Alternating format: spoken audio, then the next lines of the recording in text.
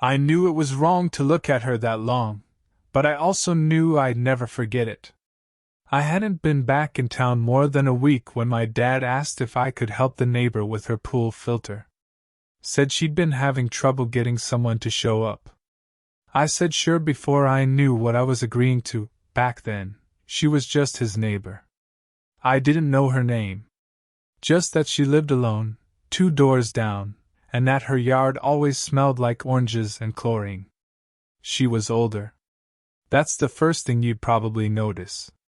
Mid-40s, maybe? Hair pulled up, sunglasses low on her nose. Not the kind of woman who tried to be noticed, but exactly the kind you couldn't ignore. Especially when she stepped out onto the back patio with a towel over one shoulder and that sort of casual confidence you can't fake. "Are you the filter guy?" she asked, smiling like she already knew the answer. "Not really," I said. "Just her son." She paused. I think she liked that I didn't try to impress her. I followed her around to the pool equipment, trying not to stare when she crouched down to point at the filter housing. She smelled like sunblock and something faintly floral, like jasmine that had been drying in the heat all afternoon. I told myself I was imagining how close she stood. I told myself the way her voice softened when she said my name wasn't intentional. She said her name was Elise. I tried not to say it too much, afraid it'd sound like too much. I worked in silence mostly, watching the way her hands moved when she talked, little circles, fingers tapping her elbow, then folding across her chest like she was keeping something in. She told me her ex used to handle this stuff, before he stopped showing up for anything at all. I didn't ask more. She didn't offer more. But there was something in the way she looked out across the water, like she was remembering something she hadn't told anyone in a long time. "You always this quiet?" she asked after a while. "Only when I don't know what I'm allowed to say," I said. She laughed. The sound landed somewhere in my chest and stayed there. I got the filter cleared, turned the jets back on, and she clapped like I'd performed a magic trick. Then, like it was nothing, she slipped off her cover-up and walked straight into the water, slow, graceful, like it was her natural element. I turned away before I saw too much. But not fast enough. The silence got heavy again. I stood there, hands in my pockets, like some idiot trying not to notice the curve of her spine when she swam past. She didn't say anything until she was waist-deep, brushing wet hair out of her eyes. "You're not gonna jump in?" she asked, half smiling. "It's your pool." She moved to the edge, pulling herself out slowly, deliberately, water sliding down the back of her thighs like it had been waiting for permission. She didn't towel off right away. Just stood there dripping, breathing a little heavier than before. Then she said it, without laughing, without blinking. "Catch me before I change my mind." And for a second, just a second, I forgot about the age, the rules, the things people whisper when they think you're not listening. Because in that moment, she wasn't older. She wasn't off limits. She was just a woman, standing in the sun, daring me to move first. I didn't move. Not right away. Because she wasn't just standing there, she was inviting something. And I didn't trust myself not to take it too far. Her hair clung to her collarbone in damp curls, her breathing unsteady like she regretted saying it already. The towel slipped from her shoulder, but she didn't flinch, didn't cover up. Just looked at me like we both knew something had shifted. But it wasn't just heat or timing. It was everything else. Elise was still wearing her wedding ring. Not on her left hand, that one was bare. But the tan line was unmistakable. I noticed it when she tucked a wet strand of hair behind her ear. A pale circle of skin like a ghost she hadn't shaken off yet. "You okay?" I asked finally, but my voice came out quieter than I meant. She didn't answer right away. She reached for her towel, wrapped it around herself slowly like she was buying time. "Sorry," she said. That was impulsive. I shook my head. You don't have to explain. I do. Then softer. You're not a kid. That hit something in me. Because she didn't mean it as a compliment. She meant it as a line. A warning. And she was right. I wasn't a kid. But I wasn't whatever she thought I needed to be either. Not yet. We sat at the edge of the pool in silence after that. The sun was lowering behind her citrus trees. The air smelled like salt and fading flowers. My shirt clung to the middle of my back with sweat, but I didn't want to move. She broke the silence with something I wasn't expecting.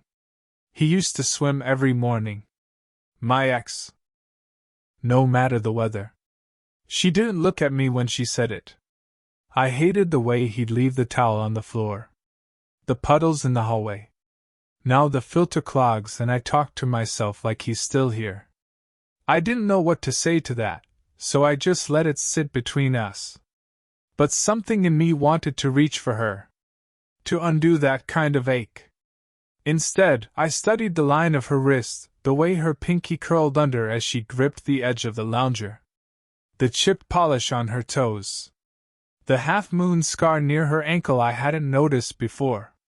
Every little detail felt unfair, too intimate to memorize, too easy to fall into. Do you want to come inside? She asked suddenly. I blinked. Sorry? I mean, for a drink. I'm not asking you to, just, I'll stay, I said before I could think better of it. She looked at me then. Really looked. Not with pity or flirtation, but something in between. Something searching. Her fingers grazed my forearm when she stood. Just a second. Just enough to make my pulse stumble.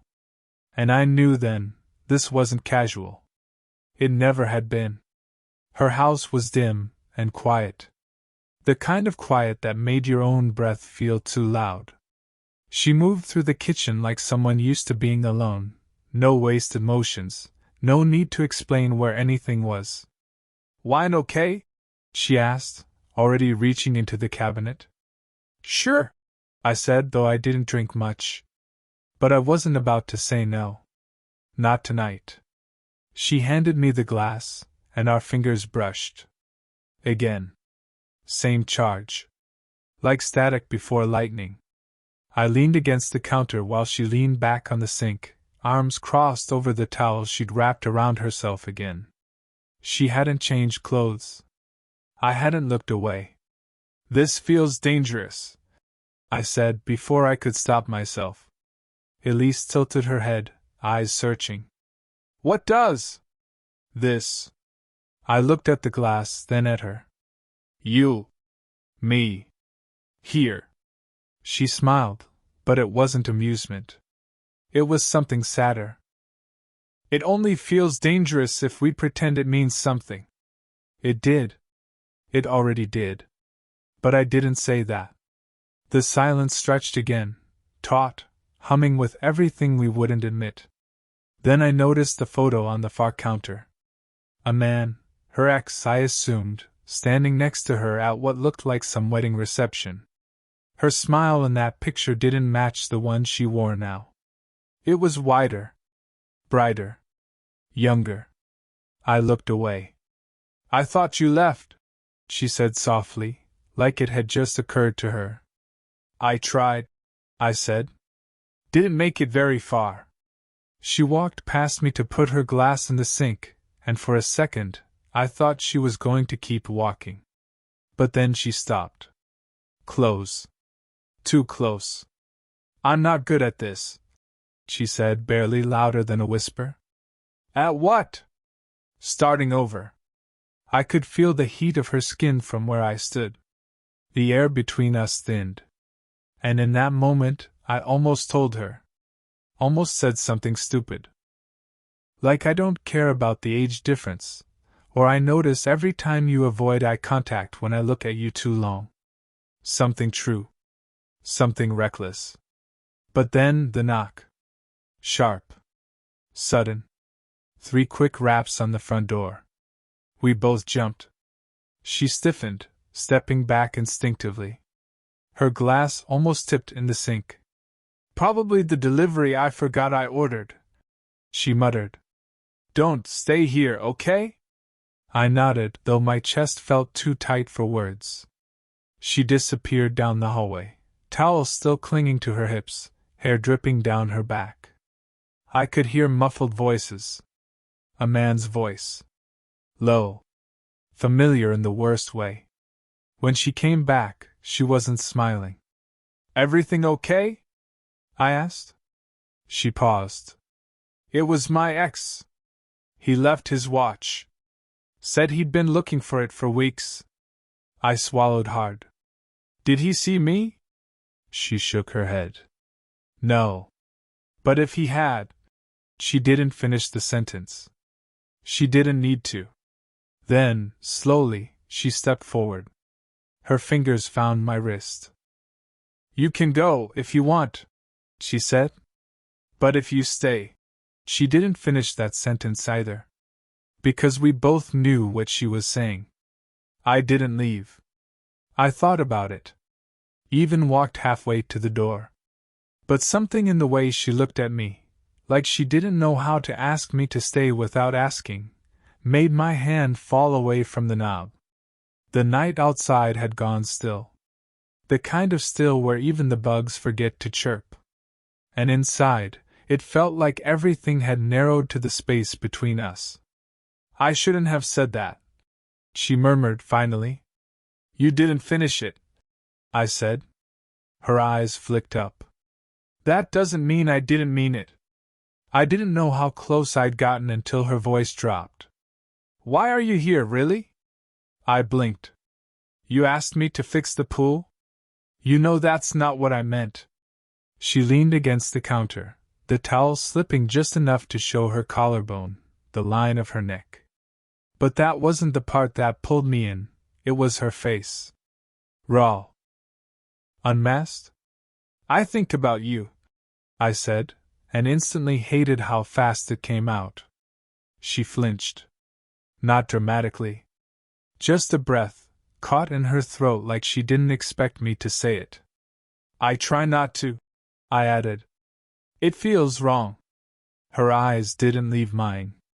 Why? You're still married, I'm divorced. Still feels like cheating. She laughed, but it was soft. Bitter. He cheated. I'm just trying to feel something again. I nodded, not knowing what to do with that. I wanted to reach for her, but I was scared of what would happen if I did.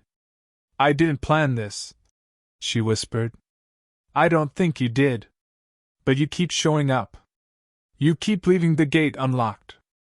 That made her smile, barely. We stood in that moment, not touching, not speaking, just holding it. The weight of what we weren't supposed to want. The awareness that one step closer would be too much, and not enough. Then she said it. I dream about you. My pulse kicked like it had heard her before my brain did. In the mornings, she continued, her voice breaking slightly. When it's quiet. Before the guilt kicks in. I dream about what it would be like if I'd met you 10 years ago. If you weren't you. I stepped closer, and she didn't move. Do you want me to stop coming here? She looked up, eyes glassy. I want to stop wanting you, she said.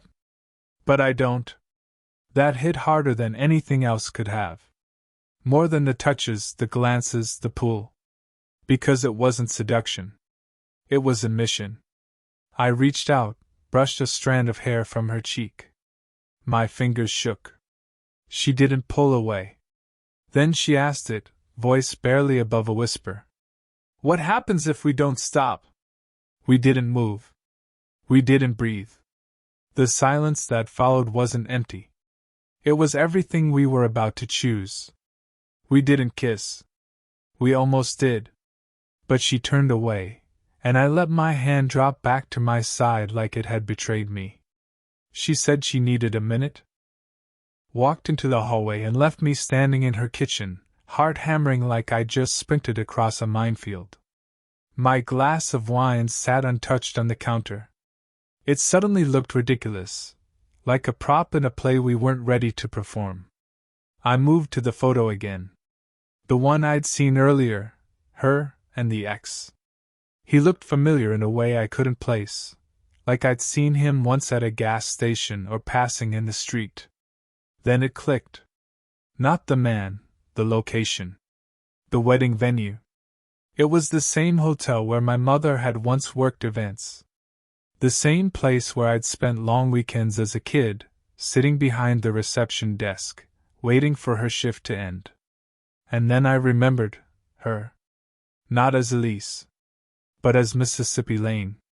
The woman who once gave me hot cocoa while I waited in the lobby. The one who found my sketchbook when I lost it in the ballroom and returned it with a note. Keep drawing. You've got something. That was her. Hey, I called out. She returned, drying her hands on a towel. Sorry. I didn't want to. Did you ever work weddings at the Grand Cove Hotel? Her face changed. Barely. But enough. Yes, she said slowly. A long time ago. You knew my mom, I said. Her lips parted. No denial. Just air. Just silence.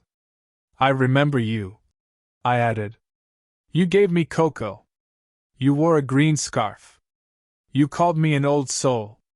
She closed her eyes. God. You didn't know? I asked. She sat down at the table like the weight of it finally caught up. I did, she whispered. Not at first. But after you came to fix the filter. Your name. Your face. I started to remember. You never said anything. I didn't know how, she said. It felt innocent. At first. I felt like I'd stepped into someone else's life. The air around us had changed again, not colder, just heavier. So all this time, I thought maybe I imagined the connection, she said. And then you started showing up. And I let it blur. I didn't know what to say. I wanted to feel betrayed. But I didn't. I felt seen. In a way no one had bothered to see me in years. You told me to keep drawing, I said. She smiled, but her eyes were glassy. I was right. I sat down across from her. The energy between us wasn't gone, just redefined. Complicated. What now? I asked. She exhaled through her nose. Now we tell the truth. But neither of us was sure what that meant anymore. She sat at the table, hands folded in front of her like she was waiting for a verdict. I don't know how to undo what this became, she said, her voice barely above a whisper. You don't have to undo it, I said. Just don't lie about it anymore. Her head dropped slightly. She looked older in that moment, not because of age, but because of the weight she carried in silence. Regret has a way of aging people in real time. I thought I was helping you back then, she said. You were just a quiet kid in a lobby who didn't speak much. I wanted to give you something small to hold on to. You did, I said. She looked up. You gave me something no one else was giving me, kindness without asking for anything back. And now I've blurred the line, she said. And I don't know if what I feel for you is just nostalgia twisted into something else. It's not, I said too fast. Then slower. It's not that simple. And it's not that easy to fake. She laughed under her breath, like she didn't believe she deserved my certainty. You say that now. But what about 5 years from now, when you want a clean start? When you don't want to explain me? I've never wanted clean, I said. I want real. She leaned back in her chair. Let out a breath like she'd been holding it since the pool. This can't be casual, she said. It never was. And it won't be easy. I'm not asking for easy. She stared at me for a long time, Not testing, just measuring. Trying to figure out if she could actually believe it. If she could believe herself. I haven't let anyone in since him, she said. Not really. I got good at hosting people. Smiling. Pouring wine. Making it look like I was okay. You don't have to do that with me. Silence again, not cold, just full. Then she reached across the table and placed her hand over mine. No tension. No theatrics. Just warmth. And that small touch, that realness, broke something in both of us. I don't want to lose this, I said. Then don't, she whispered. But stay with your eyes open. Not just for me, for you. I nodded. I'm already doing that. She stood slowly, fingers still holding mine. Come back tomorrow, she said. If you still want to. And I knew, if I walked out now, the door wouldn't slam shut. But I also knew that if I didn't come back, it might never open again. So I didn't say anything more. I just leaned forward and kissed the back of her hand. No words. No promises. Just that. I went back the next day. No dramatic music. No rain. Just sun, warm pavement, and my hand hovering above the same gate latch that had started everything. She was already in the backyard when I arrived, sitting at the edge of the pool, legs in the water, hair tied up. This time, no towel. No distance. Just Elise. Real. Unguarded. When she looked up and saw me, she didn't smile right away. She didn't need to. Some part of her had been expecting me. You came back, she said, quiet. I said I would. This time, I sat beside her without asking. For a few seconds, we just listened to the filter hum and watched the surface ripple around our ankles. I was scared you'd regret it, she said. I still might, I answered honestly. But I'd regret walking away more. She didn't respond right away. Then she slipped her hand into mine, her thumb moving slowly over the back of it. I don't need this to be easy, she said. I just need it to be real. It already is. We didn't define it. We didn't talk about labels or explain how it would work, the age difference, the past, the people who might judge. It wasn't that we didn't care. We just decided not to let fear write the ending for us. Over the next few weeks, we built something quiet. Slow. Unassuming. She kept the porch light on when she knew I'd walk past at night. I kept a toothbrush in her bathroom. She started reading again, the books she used to love but couldn't finish when she was married.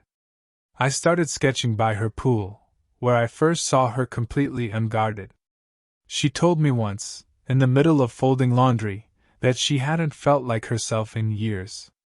I told her, half asleep one afternoon, that I wasn't sure who I was becoming, only that I liked the man I was with her.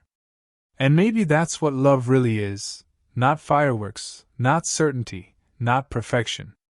Just two people daring to stop pretending.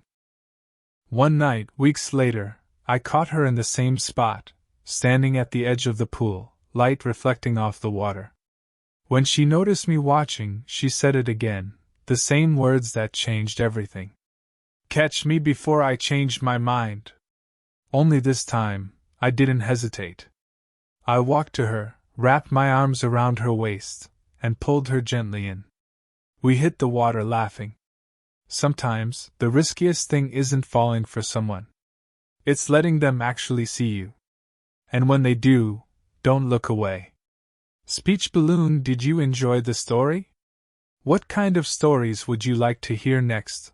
More forbidden romance, emotional reunions, or unexpected love? Let me know in the comments below. Headphone, and if you felt something real while listening, maybe that's the story you needed today. Until next time.